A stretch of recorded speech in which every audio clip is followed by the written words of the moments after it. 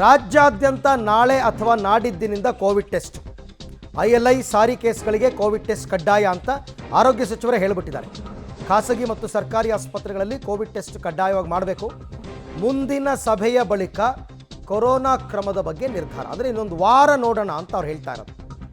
ಆದರೆ ರಾಜ್ಯದಿಂದ ಹೊರ ರಾಜ್ಯಕ್ಕೆ, ರಾಜ್ಯದ ಒಳಗಡೆ ಓಡಾಟಕ್ಕೆಲ್ಲ ಯಾವುದೇ ನಿರ್ಬಂಧಗಳಿಲ್ಲ.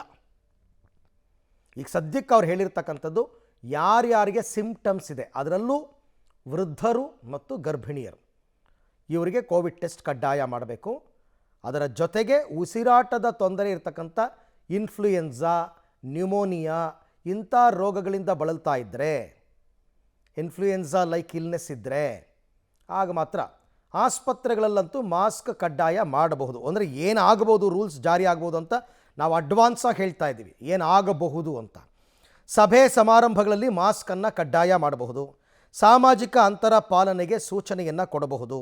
ಆಸ್ಪತ್ರೆಗಳಲ್ಲಿ ಮಾಸ್ಕನ್ನು ಕಡ್ಡಾಯ ಮಾಡಬಹುದು.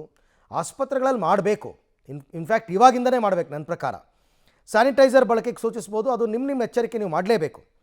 ಕೇಸ್ ಹೆಚ್ಚಾದರೆ ಮಾತ್ರ ರ್ಯಾಂಡಮ್ ಟೆಸ್ಟಿಂಗ್, ಬಸ್ ಮತ್ತು ಮೆಟ್ರೋಗಳಲ್ಲಿ ಕರೋನಾ ನಿಯಮಾವಳಿಗೆ ಸೂಚನೆಯನ್ನು ಕೊಡಬಹುದು ಅಂತ.